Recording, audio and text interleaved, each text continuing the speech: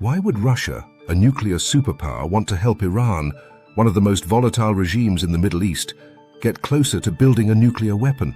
On the surface, it sounds dangerous, even self-destructive. But dig deeper, and the logic becomes chillingly strategic. Let's break it down. First, Russia sees Iran as a powerful tool to undermine American dominance. Iran is already hostile to the United States and its allies.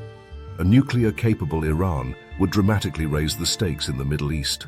It would force Washington to redirect military focus and resources from Europe and Asia to the Gulf region. That means less Western support for Ukraine, less pressure on Russia, and more breathing room for Putin's ambitions.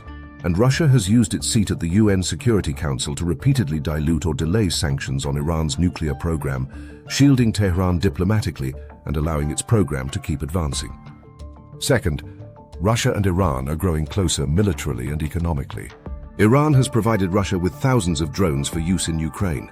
In return, Russia has offered Iran access to advanced fighter jets, cyber tools, and possibly nuclear or missile expertise.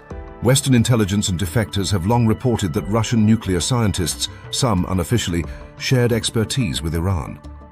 These back-channel transfers helped fill key gaps in Iran's nuclear R&D.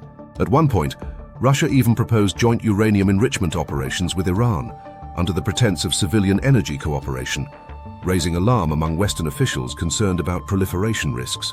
This isn't just friendship, it's a strategic partnership built on a shared goal: weakening the US-led world order. Third, Russia benefits financially from a more dangerous Iran.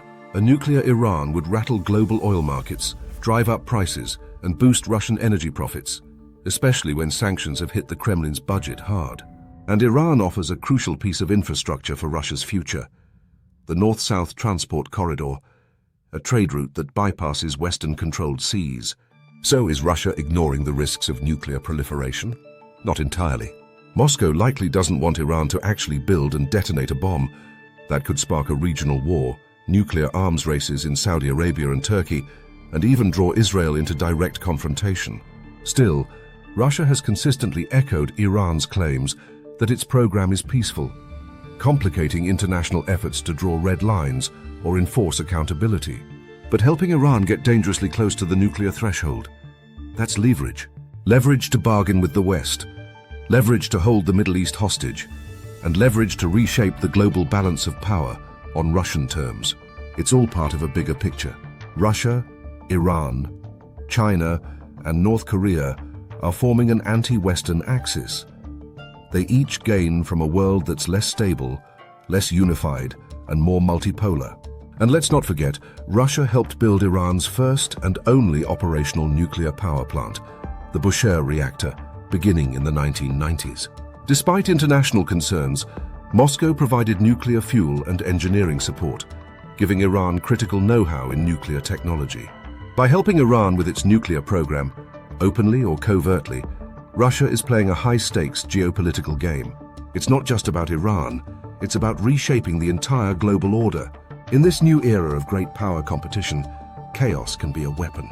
And for Putin, a nuclear-capable Iran is just another tool in the arsenal. So now you understand Russia's role in helping Iran inch closer to the nuclear threshold. But here's another question. What happens next when Iran's growing power collides with Israel's red lines? America is caught in the middle of a dangerous game between two regional enemies. The decisions Washington makes in the coming months could mean the difference between deterrence and all-out war. To see how this powder keg might explode and what options the US actually has, watch our deep dive: Israel versus Iran. What's America's next move? Available up on the screen, it might just change how you see the next Middle East war. Thanks for watching.